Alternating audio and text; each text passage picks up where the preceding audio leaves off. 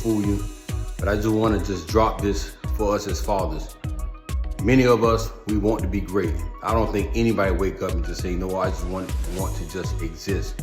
But we have to understand that as fathers, there's some work, there's some development, there's some cultivation that we have to put in order for greatness to be developed in us. Sometimes we have to really say to ourselves, no matter where we are as a father, present, active, engaged, part-time father, whatever the situation is, we have to understand fatherhood has to be developed. The greatness aspect has to be developed. I have an 8-year-old son and I have a 15-year-old daughter, and I'm realizing every day is different. Like the song say, every day I'm hustling. Okay, I can't sing that, but every day is different as a father. That means we have to train ourselves, we have to cultivate ourselves, we have to put ourselves in environments so that greatness in us can be developed. Because fathering, can I give you a secret? It's challenging. Fathering is challenging, but with the right resources, with the right support, with the right support system, with the right transparency, greatness is within us as fathers.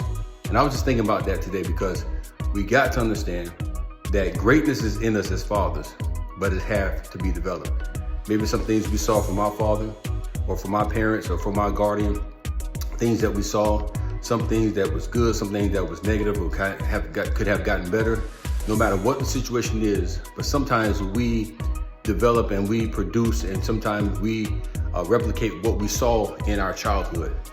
But in order for the greatness of fatherhood to come out, it has to be developed. It has to be focused. It has to be intentional.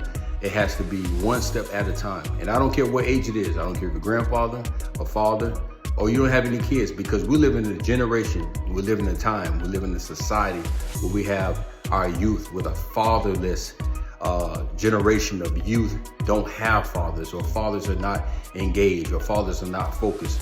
So no matter if you're a coach, no matter if you're a neighbor, no matter if you're a mailman, you'll be amazed how many times kids can look up to you. Not just kids, but even as fathers, as men, how many men, adults, don't have the right father, don't have the right mentorship. So I just want us to leave with that. You gotta understand, greatness as fathers is within us. It's within us. It's within us. It's like a balloon. You can have a balloon, but you have to put air, you have to breathe into it. Because without the right breath of breathing into that balloon, the potential is to be a full balloon, but if you don't properly breathe into it, it have not reached its potential yet. So we got to realize, yes, greatness is in us as fathers, but you have to breathe into it. You have to be intentional about it. And I'm trying to tell us, even myself, sometimes as a father, as a dad, I have to watch my tone. Me being a former athlete, sometimes I can get too harsh with my tone. My wife would say, you too hard on that tone. And I'm like, no, I'm good. Just understand, this is the tone of a father.